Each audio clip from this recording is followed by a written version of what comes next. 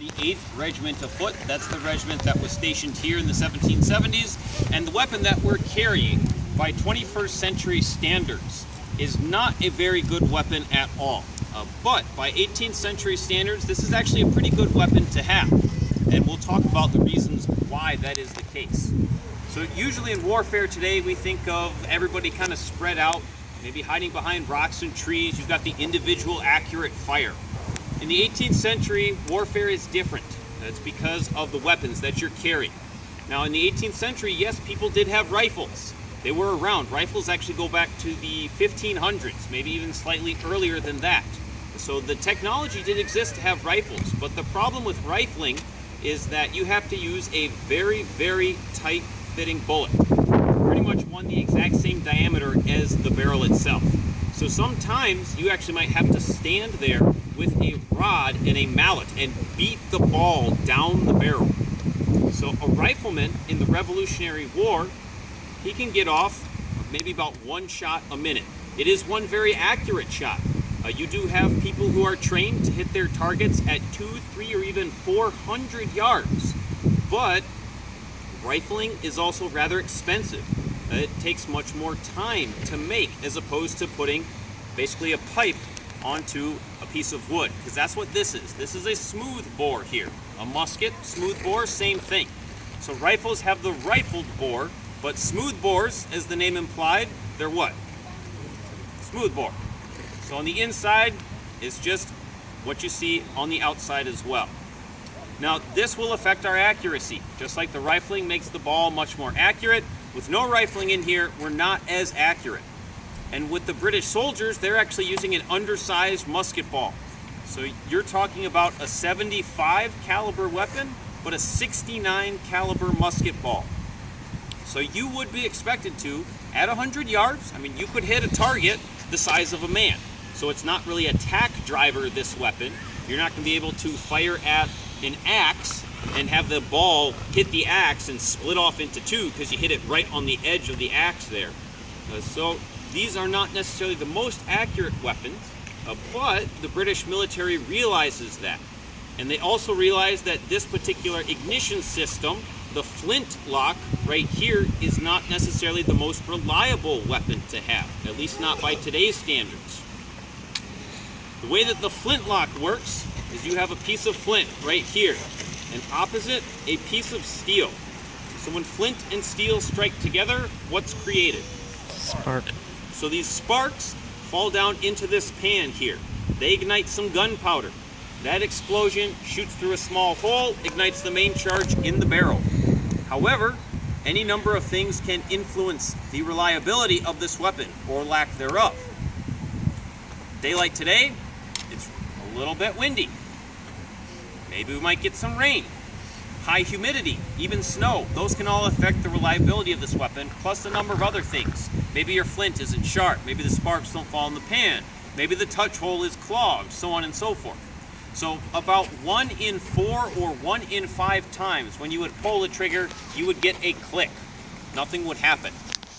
So this weapon by itself out on the battlefield does not necessarily sound like the greatest weapon to have. It might sound better to have a rifle because we're much more accurate. However, the British military realizes this, and instead of having 1 British soldier or 2 British soldiers just kind of standing out here on the field of battle willy-nilly, they form them up into ranks. Perhaps you've seen some movies or some paintings, TV shows, so on and so forth, and you've always kind of scratched your head and wondered, why exactly is it that the British military has their soldiers lined up in those ranks? It seems like, hey, I'm just asking to get shot. But the reason why you're lined up in those ranks is because of the weapons you're using. Not the most accurate, not the most reliable. So you mass your firepower. You create, in effect, a wall of lead. A British soldier is actually trained to load and fire his weapon 3 to 4 rounds a minute. Compare that with the rifleman's 1 shot a minute. So you can pour on 4 times the amount of firepower if you're in those ranks using smoothbore muskets, and also your cartridges as well. Usually when we think of a old-timey firearm, we think of loading from a powder horn, like maybe Davy Crockett and Daniel Boone would do. However, with the musket, you have everything in this paper cartridge, everything you need for 1 shot. So this will enable you to load in that 15 to 20 second time range. And the British soldiers are actually trained to fire 15 times in 3 3/4 minutes. So by creating that wall of lead, it doesn't really matter about the individual deficiencies of the muskets. Most of the muskets will go off. Some of them won't, but most of them will. And with that wall of lead, you're not necessarily as concerned about individual accuracy. Now, the British soldiers are trained to aim. They are, even though the musket itself does not necessarily have any sights on it, but you are being trained to aim. That's in manuals of the time period.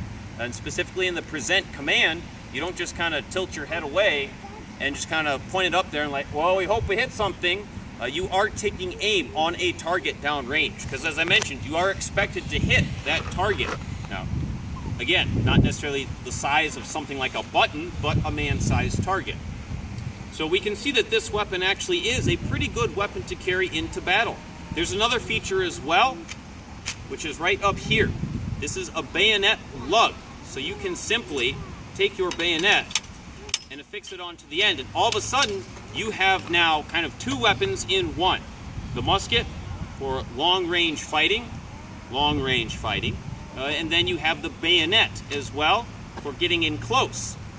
And in the Revolutionary War, the British soldiers are actually trained very well. They are not necessarily forming up shoulder to shoulder. They might be an arm's length apart, and they're able to use these bayonets to great effect. Not necessarily in hand-to-hand combat, but more as a psychological weapon. Because imagine if you are the Americans, and there are 500 British soldiers all charging towards you with bayonets fixed. And even though you might be firing at them, and some of those British soldiers are falling down, this mass of troops is still coming towards you. And they're not stopping. And they have a weapon that's about 6 feet long. And they're just getting closer and closer and closer. So we can kind of start to see that psychological effect. You might start to panic a little bit. And if one person starts to panic and he starts to fall away, then other people, maybe what's on their mind is, well, we were kind of thinking about running, and if somebody else is going to run, we're going to run too. So you have to keep those formations. And the British soldiers are excellent at doing that on the field of battle during this time period. But that's why they're fighting in those tactics. It's because of the weapons they're using. And we can see that, yes, this weapon actually is. By an 18th century standard, it's a very good weapon to have. So Jim and I will fire off a few volleys for you folks so you can see exactly how they will work. Hopefully, they'll actually work today. You never know, given the conditions. But we'll fire off 2 volleys for you. And these volleys will simply be what you'd see out on the field of battle. There is a whole series of steps that you run through when you're training in your drill every single day that soldiers would be participating in. And once you have that training, you know, all right, we can kind of speed it up. So you'll see us firing out here as you pretty much would in battle. Now the sound is fairly loud, so we do recommend that you folks plug your ears. The fingertips work best, but as soon as we get our earplugs in, be able to step back and fire these off. And after the musket firing, I'll be leading a walking tour of the American Revolution and its effects here at Michilimackinac, which is not necessarily something you read about in a history book.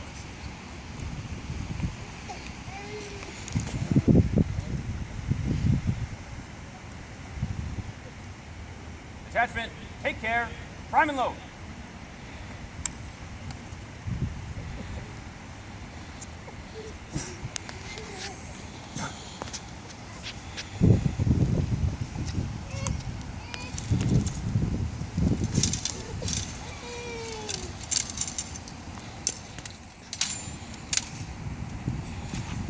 Make ready. Present. Fire.